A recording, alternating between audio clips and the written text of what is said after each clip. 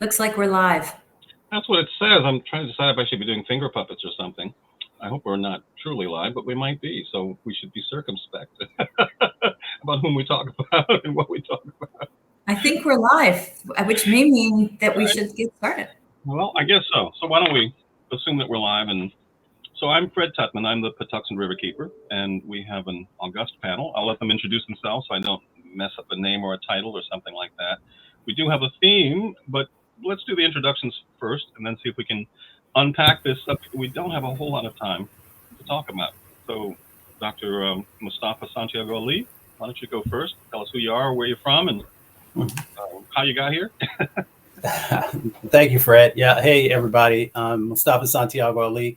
I'm the Executive Vice President of the National Wildlife Federation, founder of Revitalization Strategies, and was blessed to work at EPA for 24 years of federal service. And I'm looking forward to our conversation today. Fantastic. And Marianne Engelman Lotto. Sorry, I got your. That's No, why I got my name just right. Marian Engelman Lotto. Nice to see you, and nice to be here. I just came off of almost a year of helping to launch our EPA's new Office of Environmental Justice and External Civil Rights, and today's my second day back in the Office of General Counsel at EPA. And I've been with EPA for 2.5 years, and look to Mustafa for his long experience at the agency. And before that, worked in civil rights, both in nonprofits and in legal clinics. Wonderful. So the posted caption for our workshop is Black Lives Matter and the Supreme Court. What does the recent affirmative action ruling mean for the EJ movement? And of course, that ruling they're talking about is this Students for Fair Admissions versus Harvard recent Supreme Court decision that affects how colleges can factor race considerations into their admission criteria. So the question I'd like to ask, just to get the ball rolling, is kind of global. Why would someone think that a case in front of the Supreme Court about college admissions would have anything at all to do with EJ and the willingness of folks to pursue EJ objectives? What's the connectivity there? Why would people assume? Anyone want to whack at that? Maybe I'll jump in. Please. You know, it's an interesting dynamic. So we have to also understand the history of our country and how race was a driver in policy to have the impacts that we currently see going on. Whether we're talking about redlining, restrictive covenants, the use of zoning, and decisions that are made in that space can either have positive or negative impacts. So when the Supreme Court begins to take a look at race in relationship to admissions to college, it also begins to set a set of opportunities for them to, if other cases move forward, to be able to look at other areas in our American life where race may be a criteria for decision making. Now, we need to also just make sure that people are clear that in the past, many of the things have been extremely detrimental to our communities, especially Black and Brown, Indigenous, and lower wealth communities. And because of policy, we find ourselves in that space. And of course, when the Supreme Court makes a ruling, it impacts policy. It impacts policy both at the Environmental Protection Agency, at Housing and Urban Development, at the Department of Transportation, so forth and so on. So we have to pay particular attention to things that are happening by the judicial branch that will have huge impact, can have huge impacts into how resources move and how decisions are made, and hopefully, and how we can help our communities to move from surviving to thriving. And if it is on the negative side, then in many instances, those communities that are already thriving may move back to just surviving. Understood. Well, surviving, obviously, we need to do a little better than just survive. So Marianne, I know that there's some areas that you can't quite go to just based on your current position, but can we talk a little bit about things that the federal government, the EPA, for example, might do to help keep these initiatives intact and to stay the course? Can you give thoughts on that? Sure. Well, let me start by just saying that the environmental justice movement has deep roots. And the literature coming out of the environmental justice movement has really affirmed what many communities around the country have talked about, have known, have seen in their own communities, that there's a relationship between race, color, national origin, and income and other factors. But let's just focus on race, color, national origin for a moment, and exposure to environmental hazards, particulate matter, which affects the lungs, like little pieces of dust, and other contaminants. And also, there's a relationship between race, color, and national origin, and living in proximity, going to school in proximity, going to work in proximity to health hazards. So that is fundamental to the environmental justice movement. And as Mustafa suggested, it is fundamental to the environmental justice movement to do something about it, to change the way in which we operate the environmental sector in this country so that people who are affected have a say. Think of that as procedural justice. And also to ensure that everybody has a fair chance in this country to have clean air, clean water. And, I think we can all agree that our access to a healthy place to play, clean air, clean water should not be related to race, color, national origin. And that's been at the heart of the environmental justice movement.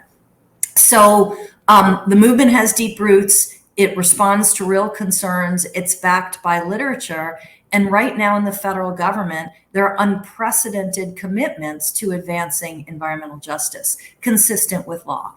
And this is being done in a whole bunch of ways that are really not tremendously affected by the court's decision, as important as these court decisions are. Hey, Carlton Waterhouse. So those unprecedented commitments, just briefly, include funding levels under the Inflation Reduction Act and under bill that's getting billions of dollars out to communities. The launch of programs at EPA. We have the launch of the Office of Environmental Justice and External Civil Rights. The Department of Justice has a structure for environmental justice. The White House now has an environmental justice office. And structures may seem removed from communities, but there are ways in which we can integrate this work, take it from the margins to the center, to recognize how important it is to address issues of equity and to that we need to be targeting resources. We need to be meaningfully engaging communities that are most affected. We'll talk more about some of these efforts, but I do want to say that they will continue and that we can do them consistent with the law. So I want to acknowledge that Professor Waterhouse has joined us. So I'm going to let you introduce yourself before you join our conversation. Thank you. Can everybody hear me? Absolutely.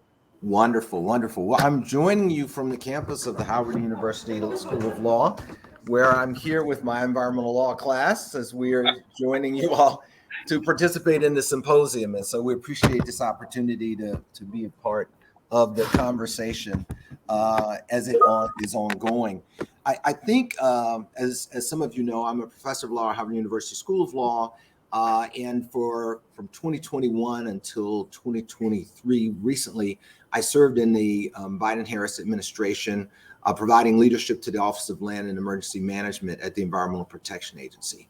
And so Marion was one of my coworkers at EPA. And I'm very excited about being back at the law school, as well as I was excited about my opportunity there working in administration, and just glad to be here today. So we're in the process of kind of connecting the idea that this Supreme Court decision that we're discussing may have some trickle down or effect on the environmental justice movement. I have a couple of reflections I'd like to quickly share, because I reread that decision over the weekend, and what jumped out of me in the dissent, particularly from Justice Jackson, was the idea that race is somehow a defining factor sometimes in terms of the kinds of privileges and the kinds of access that people have. And moreover, that environmental justice, like the things that people might look at in college admissions, are also transgenerational things as well.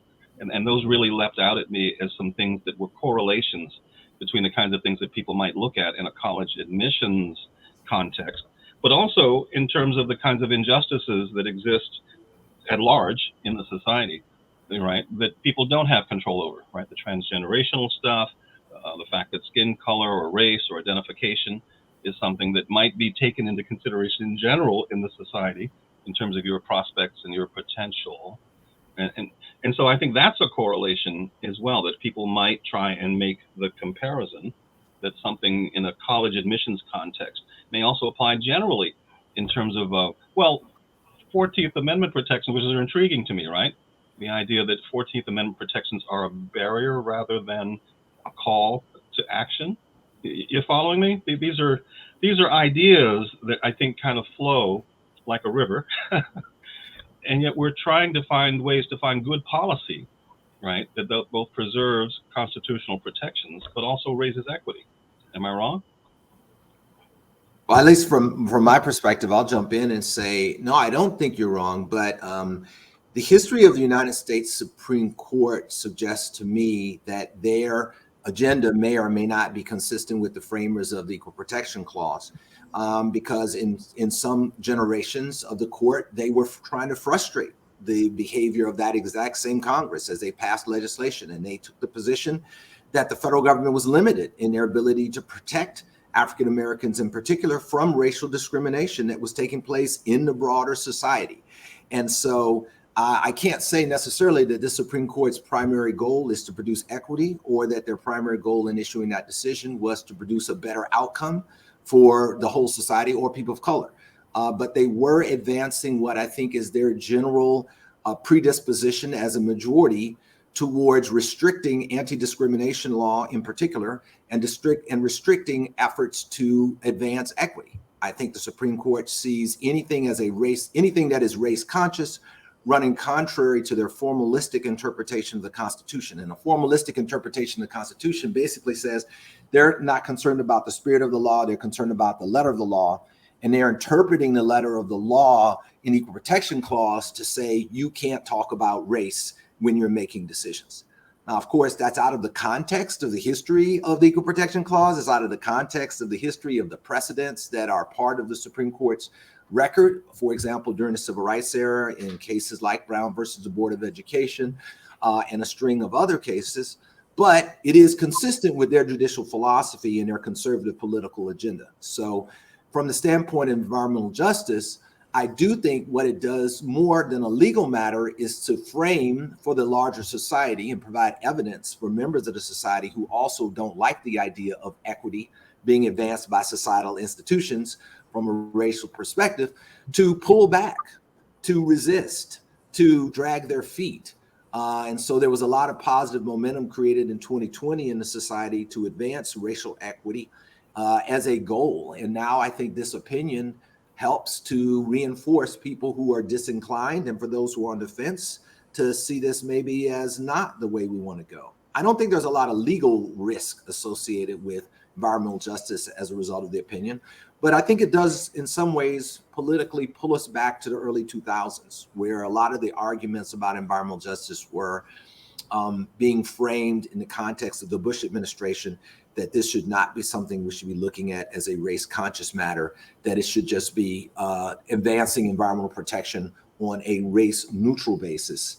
And that we see from decades of practice is not an effective way to address longstanding legacy of discrimination that dates all the way back to redlining in most cities of the United States. The environmental justice footprint that we see, the environmental injustice footprint that we see in American cities can be dated back to the 1930s and 40s, and racial discrimination that took place in the way that loans were being given to give housing. And so how can we use a race neutral method that ignores a historical legacy of intentional racial discrimination as an expected way to eliminate that longstanding problem? I think that's a difficult challenge. I know the EPA is committed to doing that, and I'm hopeful that they will find ways to do it. But I think private industry, local governments, and individual citizens who aren't bound by the same constraints that EPA may be bound by should be focused on changing outcomes for communities. And that's really, I think, where we need to lean in around environmental justice and doing whatever it takes to make sure we can change those outcomes using the mechanisms that are available before us. I hear you. Mustafa, on your side of the street, is this kind of decision likely to have some trickle down in terms of how nonprofits, big greens, interact with their own agenda for diversity, inclusion, equity, or not? I think that there is the possibility I think there is a possibility of that. Let me just also share in our conversation that the Supreme Court seems to be operating from an extractive paradigm. And what I mean by that is that they continue to extract opportunities, they continue to extract protections, and they continue to extract people's ability to be able to protect their lives effectively. So what do I mean by that? Extracting opportunities by limiting the opportunities for students of color to finally be able to be represented in our higher education system in the fullness and fairness that America should be focused on.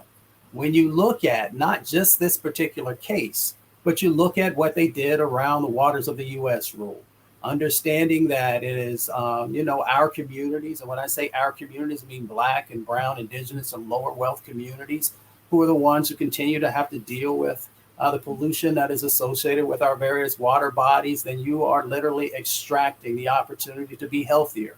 When they move forward on cases around, clean power, the clean power plant rule, and those different types of things, we understand that disproportionately it is our communities who are the ones who are getting sick and the ones who are losing their lives. Harvard put a study out a couple years ago.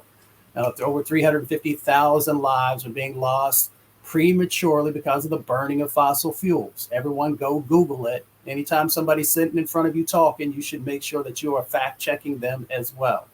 So this extractive set of actions has also emboldened individuals to begin to put pressure on corporations to say, you know what, you shouldn't have DEI as a part of the areas that you're focusing on. And of course, we understand that the next step from DEI is then to be able to say, well, those climate goals, those environmental justice goals that you may have, those probably aren't something that you should be focusing on.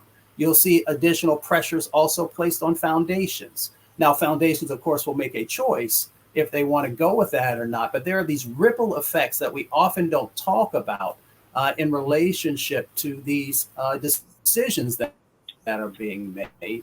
And I'll just add the other part, because I don't think we can talk about the Supreme Court without talking about the power that exists inside of our vote. And we don't utilize it properly, then the judicial system begins to get out of whack, because we have a lot of power in helping to determine whom are going to sit on our various judgeships, whether it's at the Supreme Court or it's in federal court, or if it's, all the way down the line. So it is all interconnected.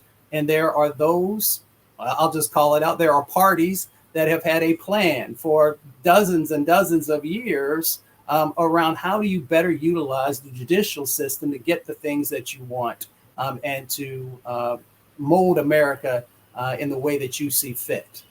So I'll stop there. Wow. Marianne, is there some safe space in there for you to maneuver?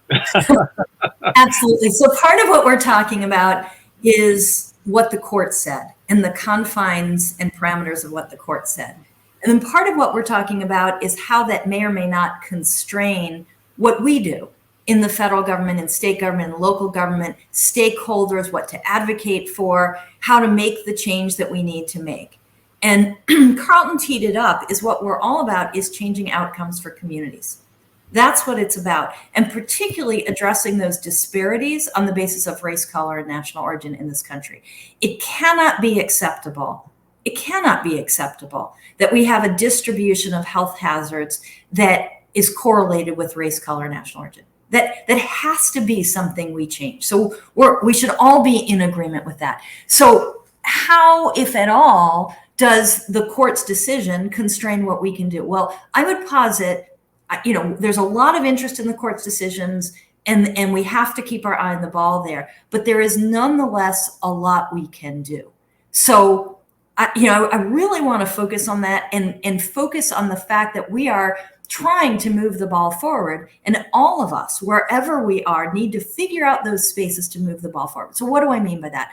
The first days in office, the president signed executive orders 14008, which created the White House Environmental Justice Council and the White House Advisory Council, both a community-based council and an interagency council, to move forward on environmental justice.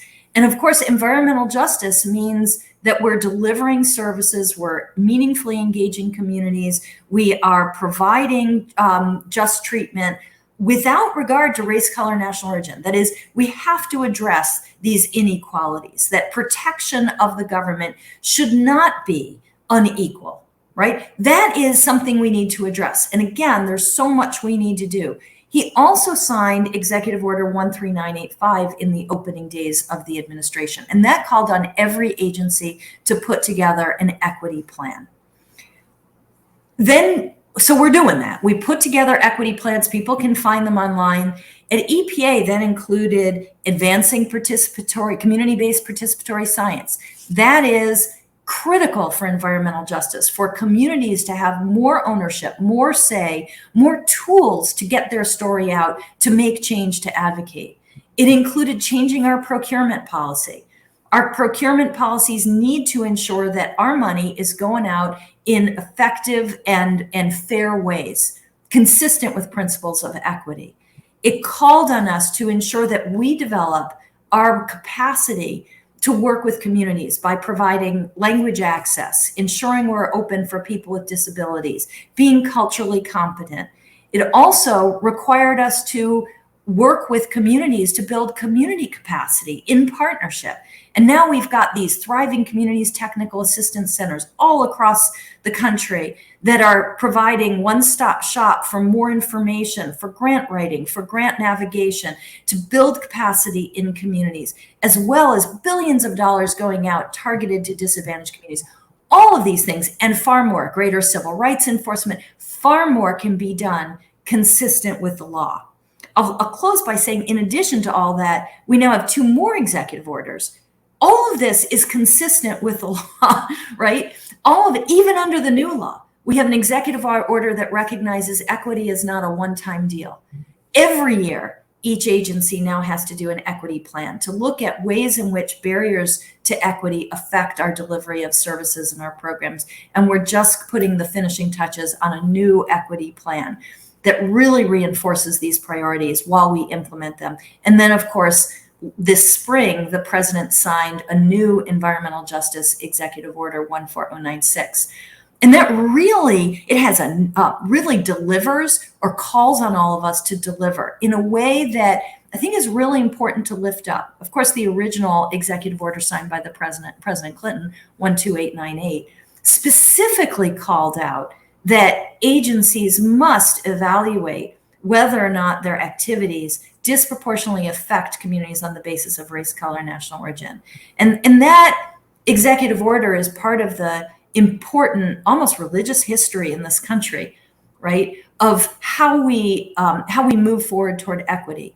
But President Biden took the bold step of saying, let's review it, let's update it. Now, some of it just needed to be updated, like the language of minority is sort of old language that nobody uses. And in legislation, we now use different language. States across the country have EJ legislation, they use different language. So some of that is just updating. But there were also really important principles to put in there. So now there's a definition of environmental justice that is true to the history of Executive Order 12898, which is still in place, and still calls on agencies to evaluate whether their activities have a disproportionate effect on the basis of race, color, national origin, and income, but also now disability. And also taking account of, and this is really important, the legacy of racism and other structural barriers.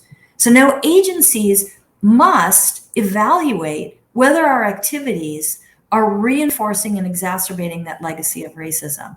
That is all consistent with the state of the law. And we're directed by the president to take these actions. So there's just so much we can and must do to address these disparities that continue to exist, and also, as Carlton said, to deliver fairness, deliver change outcomes in communities. So, if I may, let me unpack a case study to try and help us kind of unpack how complex it can be to communicate these initiatives, particularly over people's sense of entitlement, the sensitivity that maybe the balance of equities are changing within the society. Let's assume that they're right sizing, right? And that a change in the dynamic in terms of how people of color are treated and what we have access to may be perceived as competing with entitlements, right, that others have. So here's my little quick case study. So a couple of years ago, the state of Maryland gave my organization a grant of funds because they recognized that there was a cold spot in terms of summer youth programs in Brandywine, Maryland. And so they asked us to start a summer camp, and we did. And we prioritized the outreach to touch Brandywine. And no sooner did we do that, but I had 2 phone calls from people who happened to be white who said, "Oh, are you excluding white kids?" Which blew my mind because it wasn't in the literature. No one said that, no one felt that. But I did understand that the idea that we were prioritizing one area of disparity was perceived by at least someone as robbing someone else of an opportunity, which I think is a confusion I think that people have, and it does kind of go to people's touchy-feely zones about what they're used to and what they're accustomed to and what they know and what they see. So how does one, I guess to put a point on it, come up with race? If at one end of the spectrum is race neutrality and the other end of the spectrum is racial sensitivity, where do we find that space, that airspace, where we can talk about these programs, without excluding someone, without taking something away from someone else that was, might have been well earned or entitled to? Do you see the problem that I have? How do we even talk about this stuff going forward as a practical matter, given that people are siloed? Well, I would like to start off in a way that I didn't originally, which is to just thank the organizers for inviting me to be part of this panel.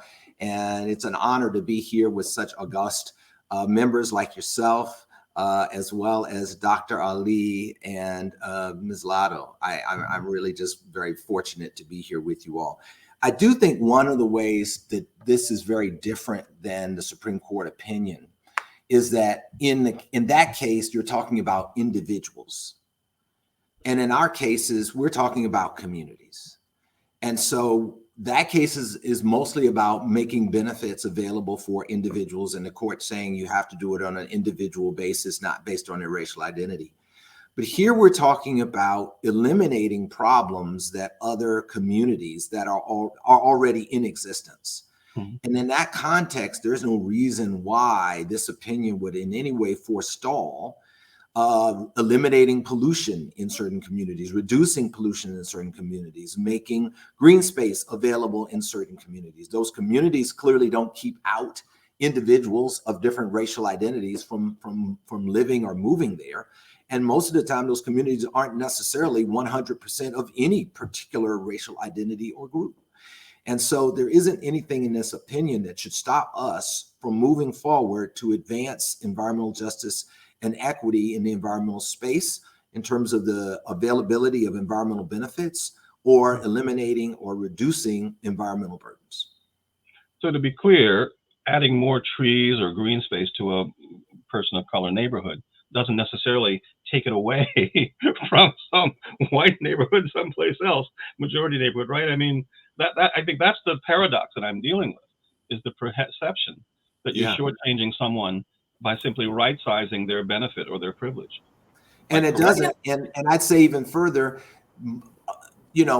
those communities that are white may not be all white, 100% white. There can be people of color in those communities, and these communities of color may not be 100% any particular group either, but that's not really the key issue. The key issue is, does that community in that location have a benefit that should be made available to them? And does a community in that location have to carry as heavy a burden? And the argument is that we should not overburden these communities. And particularly because of the legacy of racial discrimination, we do know there's a historic burden that should be lightened. Right. Let me add to that, because I think it's an important conversation. We need to be targeting resources where they're needed most. So if we're thinking about, where do we plant trees? Well, where are trees needed, right? And it could be they're needed in communities that have fewer trees and that are, very hot in this moment of climate change. And we know from research, those tend to be communities of color. But we can look at where are there fewer trees, and we can plant trees in those communities. We have a lot of information. And there are a lot of screening tools out there, whether it's EJ Screen or CGEST or state screening tools, CalEnviroScreen. Now CDC has a cumulative impacts index. The Centers for Disease Control has a cumulative impacts index that visually represent, using lots of layers of data, different data, and you can look at it in different ways, but have lots of layers of data about which communities have higher numbers of people with disabilities. What is length of life? Where are Superfund sites? And depending on what we're trying to target, we can look at that information and make decisions about targeting resources, prioritizing in communities that need it most. Now, again, we know there's a relationship to race. Let me just use CalEnviroScreen for a second. California is using its screening tool, its data mapping tool, and it has census data, it has California-based data. It has been using its data mapping tool for many, many years. And there's criticism of it. There are all kinds of back and forth. It publishes on its website an analysis it does every time they update it. I think they're at CalEnviroScreen 4.0. But every time they update it, they relate that to whether or not, how it would look if they used race as one of the indicators.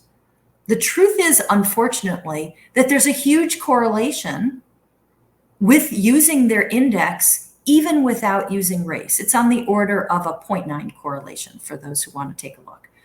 And the reason is precisely all the things we're talking about, that because of our history, because of our decision making, communities of color people live less long. They're more in proximity to health hazards. These are the things we need to address. And if we address them, we will begin to make a lot more progress on racial disparities. So we can use CalEnviroScreen, and it's been used even in a state where there are real prohibitions on the use of race in decision making.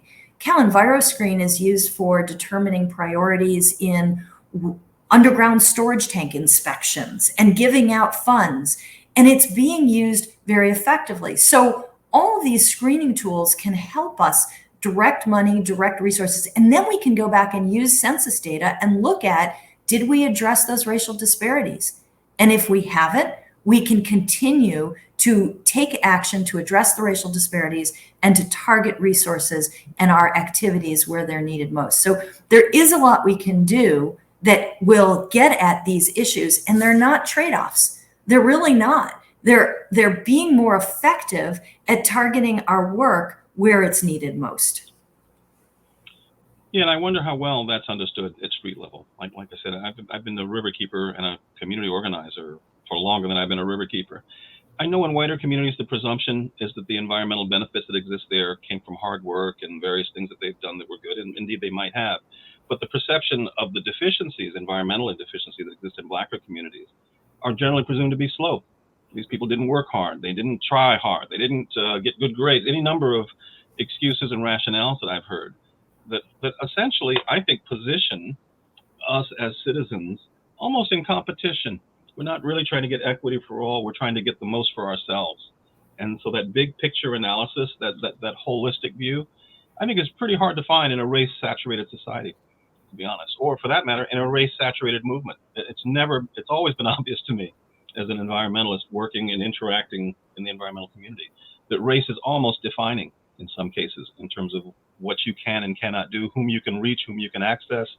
I mean, those are, but again, at street level, I think people port into this stuff from their own perspective, which may not be holistic at all. It's just, they want what they think they're entitled to, regardless, of what the realities are.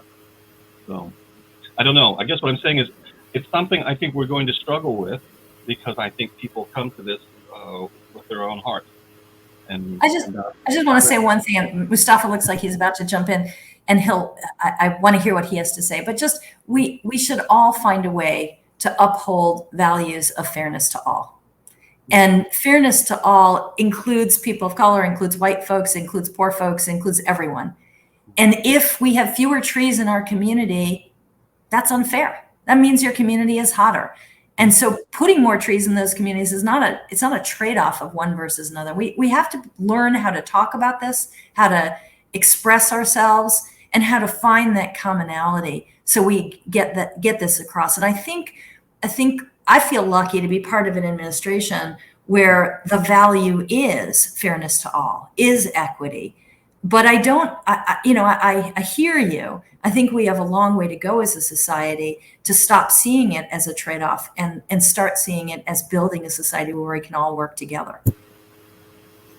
A part of it is that we have often operated from a scarcity paradigm instead of moving to an abundance paradigm and being able to expand that out so that everyone can have the resources that are necessary to be able to build the capacity, to be able to change the dynamics that are going on. And unfortunately, it's not, I don't think it's taught in our educational system, but somehow it becomes a part of the core way that many people in our country think. Give you an example. We know the injustices that happen to Black farmers, how now there's 10% of Black farms left from the total amount that were before, and how people, certain folks, came together to block resources being able to go to those Black farmers. That goes, I hope it's from a scarcity paradigm and not from a racial or a racist paradigm, but we still see the dynamics that play out in that space. This is a transformational moment and an opportunity for us to really change the way that we view helping communities to be revitalized. This is an opportunity also to make sure if you're a community in West Virginia or Appalachia, or if you're in Puerto Rico, Alaska, or in the breadbasket or in the Rust Belt, former Rust Belt, that there are resources, there are tools to be able to make change happen. If we can get people through education, that's why I'm thankful that we have both Mary Ann and Professor Waterhouse here, because they've dedicated their lives also to education, which is so critically needed in our country and lacking. Because most folks have no idea, one, about the history, but two, about the sets of opportunities, the best practices that have been implemented, even when there were limited resources to be able to make change. And now we overlay this moment with the resources to be able to truly transform our communities, our most vulnerable communities, our country, and the planet. But that is going to require folks to actually be able to translate language into things that everyday folks can get their minds around. Mrs. Ramirez, Mr. Johnson, Mr. O'Leary. And if we don't do that, then I think we're going to continue to allow the small group of individuals who want division, who want us not to be able to move forward in the 21st century in a way that folks expect us to become a reality.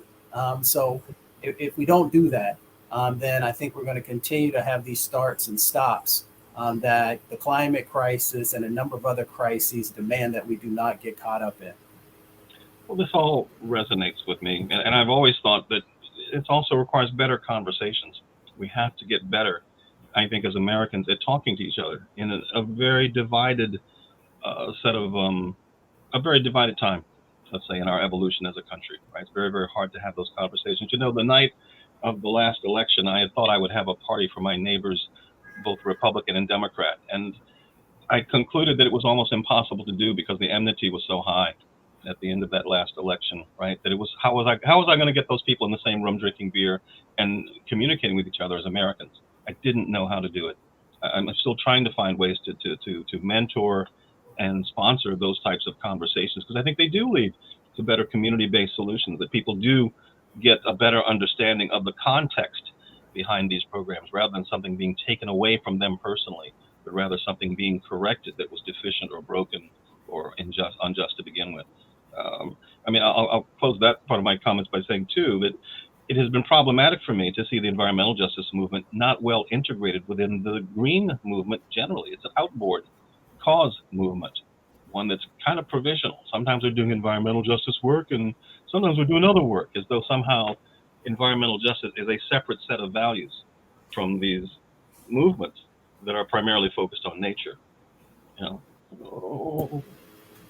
do we correct that? How do we make environmental justice much more integral, much more prominent in these movements generally? Because I think those would be better movements, frankly. How do we do that? Well, I do a little bit of that. I've worked in over 1,000 communities now. So, and they all have some similar dynamics, but, folks look different in all those communities. Look at the conservation movement, right? Um, when we look at the impacts that are happening to our forests, when we look at impacts that are happening to wildlife, one of the things that I share with folks, that same pollution that's making Black and brown folks and indigenous folks sick is the same pollution that's having significant impacts on our forests, same impacts that are happening to wildlife, and of course, are also a driver in the climate crisis. You have to create on ramps. I really appreciate the work that's going on in the current administration and thinking critically about how do we create on ramps. I've talked about it for years, right? Because communities are holistic entities. They have all these different needs and sets of opportunities that exist inside of them. And when you can have a interagency working group sort of set of actions going on, and that means whether you have a housing issue or a transportation issue or a healthcare issue or environmental issue or a number of the other things, that there is an on ramp for you. The other part of it is that you have to make sure that all kinds of different folks are actually being impacted by the sets of challenges that are going on. So I often talk about, along with, yes, the most prominent disproportionate impact are happening to Black and brown and indigenous folks, but lower wealth white communities are also catching it.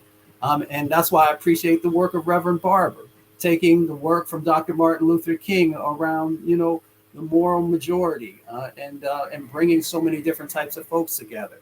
So what we have to do, once again, is going back to education and helping folks understand that there are these sets of impacts that are happening to so many different types of folks, and that there's also a set of opportunities in this current moment to be able to address the sets of needs that you might have. And that's why I talk about moving from surviving to thriving. We can make that become a reality for all communities. And we also have to be very clear with history that certain folks have been more disproportionately impacted than others. And that's why you also see some folks that were very disappointed, some people angry with some of the Supreme Court decisions because they understood the intentionality in the past of making sure that those impacts were happening in Black and brown and lower wealth communities. And that's why folks are saying, well, if you were intentional in the past, why can't we be intentional here in this moment and moving forward? But we also have to understand the way that the law works, and we have to utilize it to make sure that we're making real change happen. So let's boil it down. In the aftermath of this decision and other similar conversations occurring in our society, we need to have better conversations. We need to double down, I guess, on the cause of justice and equity. Presumably, we have to stay the course on programs that we've initiated and create more opportunities that are on ramps for people of all walks to participate and deliberate and communicate. What else? What else can we do as a practical matter to the folks listening to this conversation? Tips. One thing I'll add, I think Marion has some technical problems, so she'll join us again in a moment. But one thing I'd like to add to this conversation that I think has already pointed out some excellent steps is the fact that the scarcity model that I think Dr. Ali has identified so appropriately, that model of thinking actually is inapplicable. In the sense that what we really need to do is to work towards reducing pollution because it inures to everybody's benefit. And we need to work towards increasing the green spaces around the country because it works to everyone's benefit. We all benefit from having more trees. We all benefit from having less pollution. Some of us are impacted more directly by having more pollution, but all of us benefit from having less of it ultimately. And so when we take the perspective that we're really just benefiting this one giant ecosystem we have on this globe by reducing the amount of pollution and increasing the amount of spaces that are healthy and habitable for human beings and for animals, that's a good thing for everybody. So to some degree, from a human nature standpoint, we may have to make sure we focus on where the winds are and that the winds are not isolated. And I think there's the immediate effects where the winds are direct, but there are indirect benefits from the winds that are going on everywhere. And I think by helping people to recognize that, we do see greater coalition building. I think that's why the green movements are doing more work towards environmental justice than they were doing 20 years ago. I think there's a recognition, a greater level of recognition, because of the success of Dr. Ali and others, to make clear to some of the leadership in those organizations that if we want to address climate, we're going to have to address it with a full cadre of soldiers from all the communities around the country and around the world. And we're going to have to make sure we are protecting those people and we are engaging around their issues. Because there has been a historic, though, dichotomy that you've mentioned, Mr. Tutman, it's going to take time and it's going to take work to turn those, loose coalitions into newly framed, fully fleshed out movements that appreciate why all of these are priorities for all of us. And so I think if we have the long view, we as a species can recognize we need to move towards circular economy. We need to move away from extractive industries, use, and then wasting. And I think as we create a more environmentally, ecologically informed mindset for the American citizen, we will all be able to see more clearly together why we want environmental equity for all. But I think that's a long haul, to be very honest. And I think those of us who are fighting toward it have to remain hopeful and avoid the low road, because the low road will become very quickly one that kind of becomes degrading of coalitions and kind of disintegrating the public good. And so it's a hard fight, but this is a fight that Dr. King led with and continues to be a shining example for all of us. So I appreciate you mentioned the climate movement, because it's always occurred to me that that's a movement that typically lacks a human face. It's a movement that people often argue from the standpoint of the science, which makes it a less simpatico movement. I think, at least in some quarters, it's a difficult message because it's kind of sterile in terms of its community basis. And, where is this person, this human being who's directly affected by this climate injustice? And I feel like that's a missed opportunity for the climate activists to deprive it of that human connection, that community-based connection. Anyone else have a riff on that? So I'll say two things. One is to commend the definition of environmental justice in Executive Order 14096 to everyone.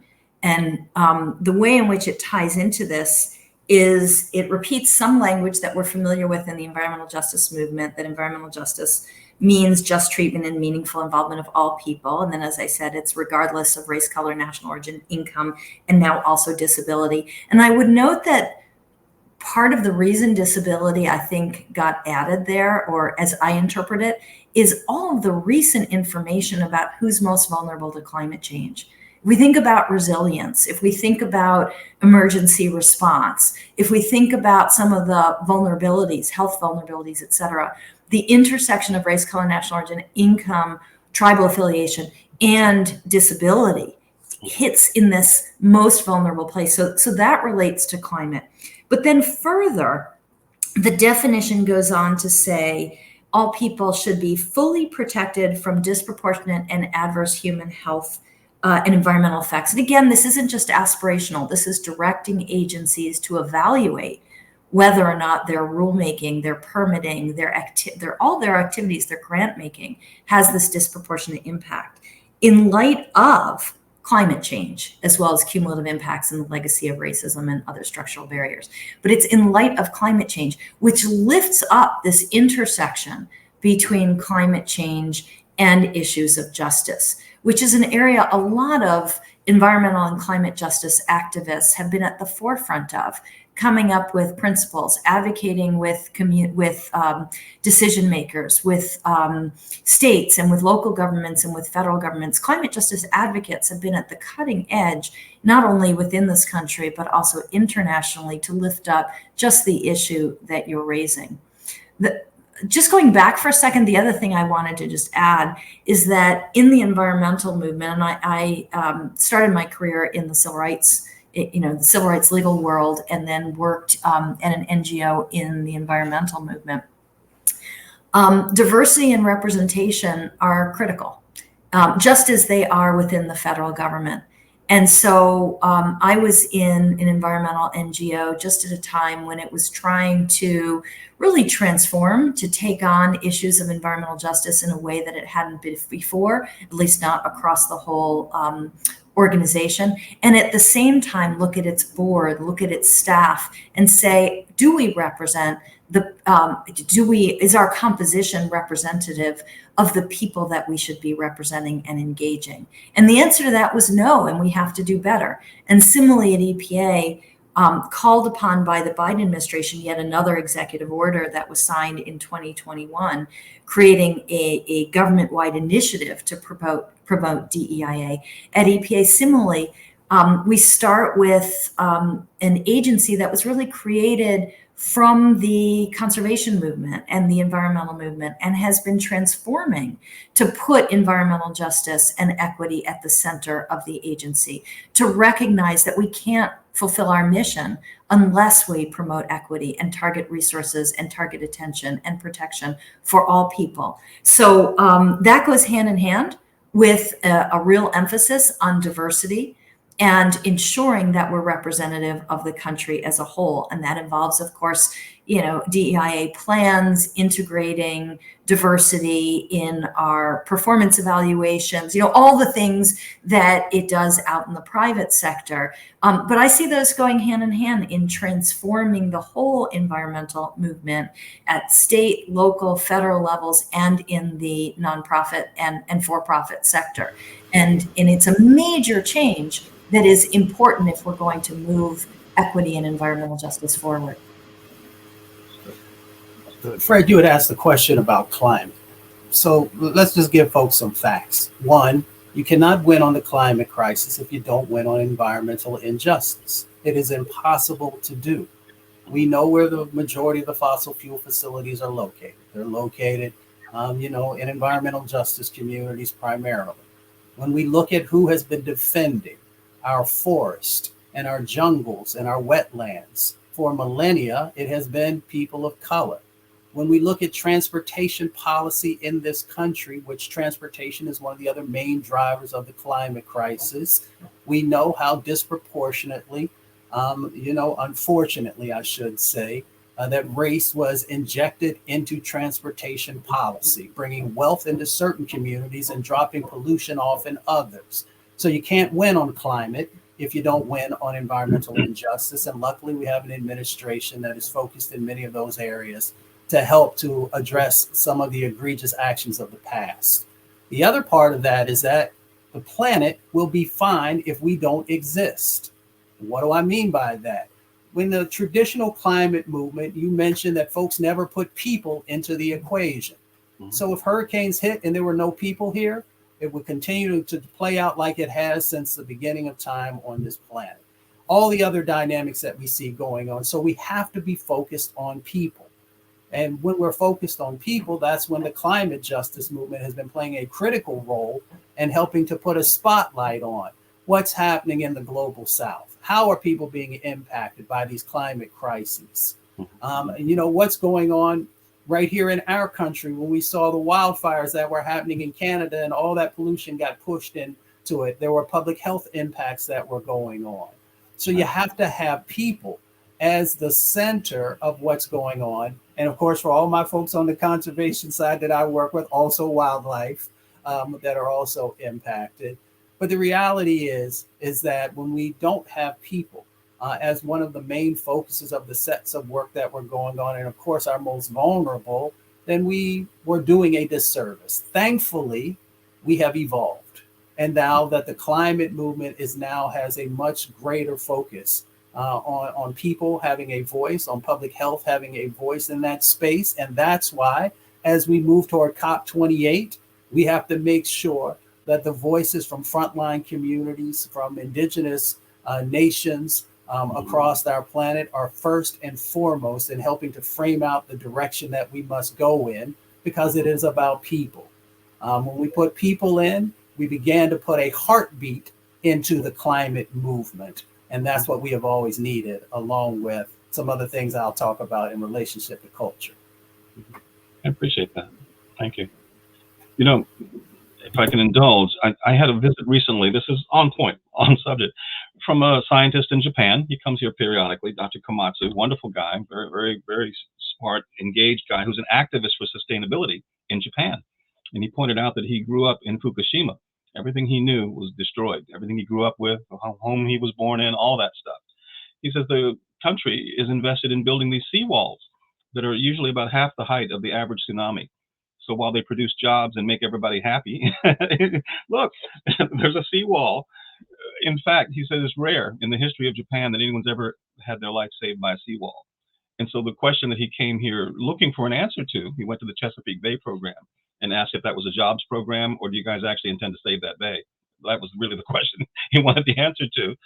He really couldn't get a good answer, because there are those overlays that people are looking at other than survivability, other than sustainability, right? They want to build seawalls because it's good for business, whether or not they actually really save people. And so that resonates with me, the idea that putting both people and reality, a reality check into some of these cause movements. You know, it's important to invest in these seawalls or these various programs or keep these various initiatives going.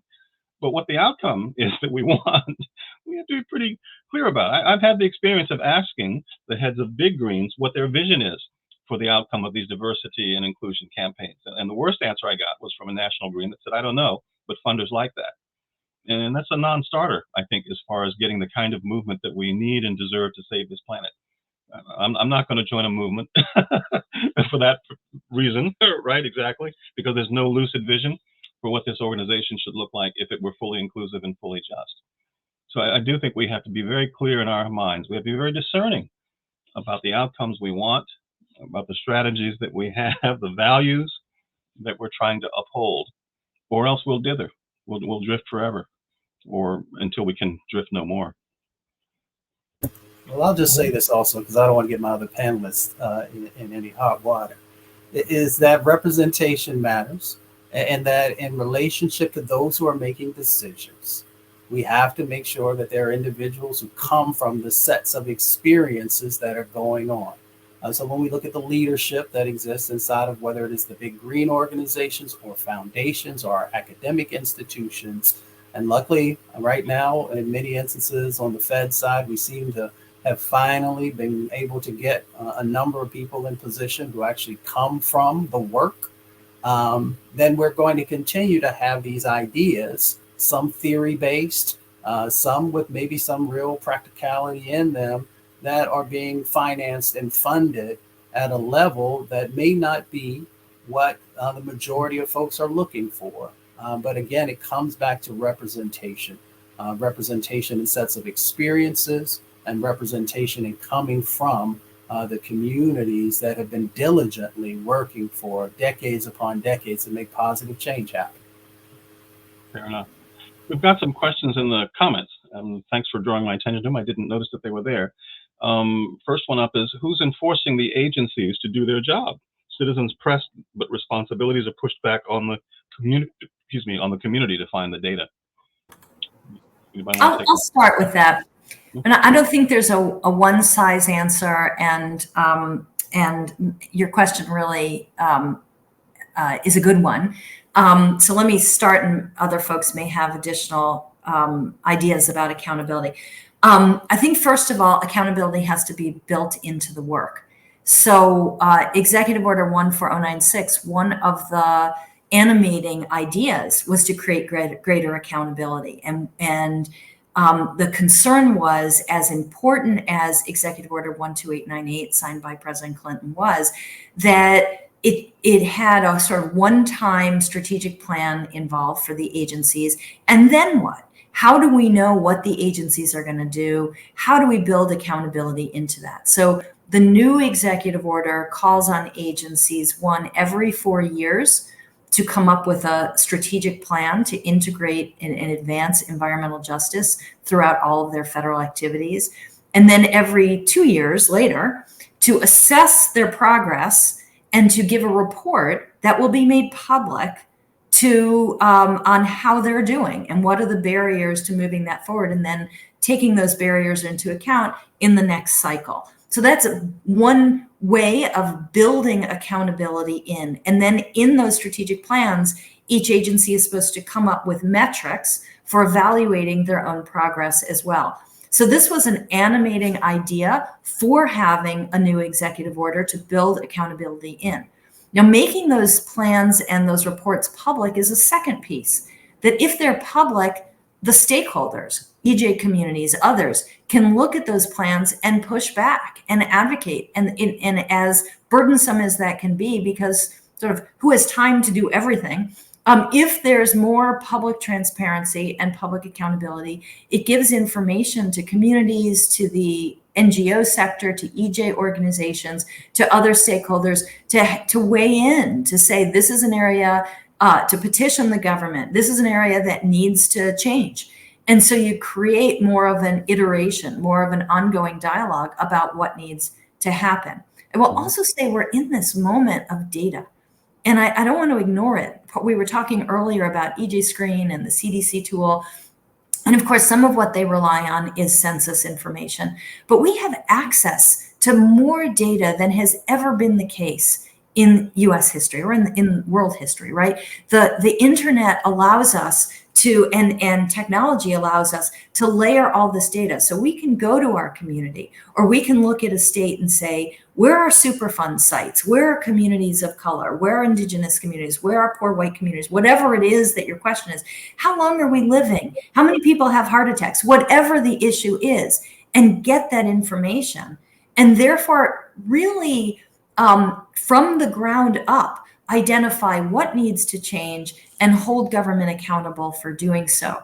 So those are just some beginnings of answer, that accountability has to be built into the work of local, state, and federal agencies, as well as other actors, but also the public, the stakeholders should be holding the government accountable. And I think that's central to our democracy. Yeah, no, here. I mean, isn't that the way the system's supposed to work? Right? Absolutely. We need to make the system work the way it's supposed to work. I think, Mr. Tubman, you are a great example of holding the government accountable, and you've shown how through advocacy and being willing to challenge people publicly in the press and through the use of law, we have to hold government entities accountable. And as a person who was, at EPA for 2 years in the administration, I tried to meet with communities and make that a regular part of the work that we did so we could hear from them. And find out what was working, what's not. And to be very honest, notwithstanding political leadership at the top who's committed to the issue, there is a suite of problems that have to be addressed that are overwhelming, to be very honest. The number of legacy cleanup sites that exist in this country, for example, were far too many for us to clean up at the same time. It just is not possible in light of the staff and in light of the resources that Congress has given the agency. And so unfortunately, though, the squeaky wheels does still get grease. So that means that people who come to the agency and say, this is our problem, we need you to focus on it, who will go to nonprofit organizations, who will go to the press, and who will go to court to say, these are the things that need to happen, and we will hold you accountable. We're not against you, agency, but if we have to sue you, we will sue you to make sure that you are doing what you're obligated to do. And I think I was not inclined to say that when I was working for the agency, but as a person running now an Environmental and Climate Justice Center, I can say that. And communities need to have that available, and we do need to hold government accountable and not take tools off the table that have been made available to us by law and are available to us as members of this society to say what needs to be done, and when it's not happening, to challenge people to do a better job. That's actually the success story and the irony, I guess, of both a success and a failure of the Patuxent River movement. The only river in Maryland history to be substantially cleaned up, only to lose those gains over time, largely because it had a very politicized community base. That's why it's the only state river commission in Maryland. That's why it has all kinds of perks, that other rivers do not have, is because of that community basis and that dogged desire to hold the system accountable, basically, and that's something we tried to nurture. We call it keeping the pilot light on, because we're the inheritors of an existing movement that's been going on since the 1950s. where citizens had literally been suing the state government since the beginning of time to get this river cleaned up. And so they got some stuff. They got some stuff. It's not enough, but they got some stuff. And I think that's the formula. I've had to learn to operate well outside my own comfort zone on issues that I don't know. Let's just say I've never gone into politics because I know I'm a shallow enough guy that I only care about the stuff I care about. The moment they start talking about stuff I don't really care about, I know I'm done and I won't get elected. But I've found I've had to broaden that slate in order to get into communication with people, to have a wider view, a wider scope of my willingness to look at other issues and other approaches in order to create that community basis. So I'm amplifying what you're saying. I'm agreeing with you that I think that's really, really important. That's what I hang my hopes on as a riverkeeper nearing retirement, is that we keep that pilot light on so that the work carries forward. The communities own that work and will defend that work and will keep it moving forward. You know, I'm less confident that we could plant those seeds in a governmental administration and see those gains maintained over time, which kind of goes to one of the other questions in the chat here. How do we advance this stuff beyond the Biden-Harris administration? How do we keep these hopes and these programs and these ideas and these values alive? Fred, can I just lift up one more mechanism for accountability that also goes to Vernice Miller-Travis's question about durability? So we talked about voting as a measure of accountability. We talked about structures within the government. We talked about litigation. And I think there are formal and informal ways of putting pressure and holding people accountable. But one other sort of formal mechanism that is, I think, important and increasingly so around the country is advisory committees, formalizing mechanisms for community input. So, of course, EPA has long had the National Environmental Justice Advisory Committee or Council, the NEJAC. We now have a White House Advisory Council, that's the WEJAC. But states all across the country have now developed advisory committees or bodies of some sort, sometimes reporting to a governor, sometimes reporting to a commissioner of Department of Environmental Quality. And they have different powers and different levels of effectiveness. Some of them are somewhat fledgling. Some of them have staff and funding. Some of them do not. But as folks think about forms of advocacy and ways of institutionalizing input, this is an important mechanism to put on the table in your local government, your state, or with our federal government, to find ways to build institutional mechanisms to have influence. None of these is by itself sufficient, but they are all part of a range of mechanisms to have dialogue, to put pressure, and to continue to hold decision makers accountable. Excellent. We're closing in on our wrap time, so I'd like to give everybody a chance for kind of parting comments. Anything we missed or you'd like to make sure that we emphasize as a parting shot? Bueller.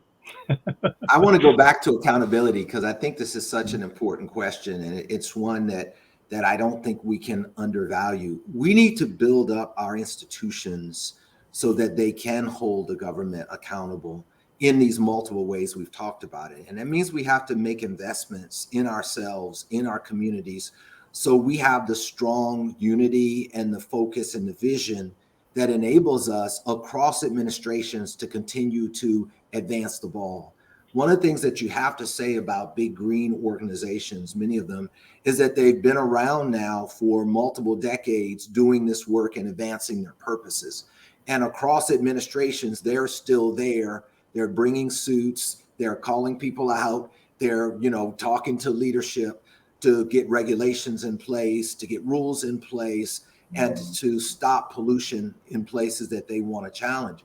We need those strong backbone kind of organizations. And there's a lot of grant money that's coming out right now, both through the Inflation Reduction Act and bipartisan infrastructure law, that enable communities to get resources to do that kind of development work. I want to encourage people who are community members to look at ways that you can strengthen your organization in order to better be able to hold people accountable, irrespective of what administration happens to be in office, because the quality of life that you have shouldn't be dependent on who won the presidential election.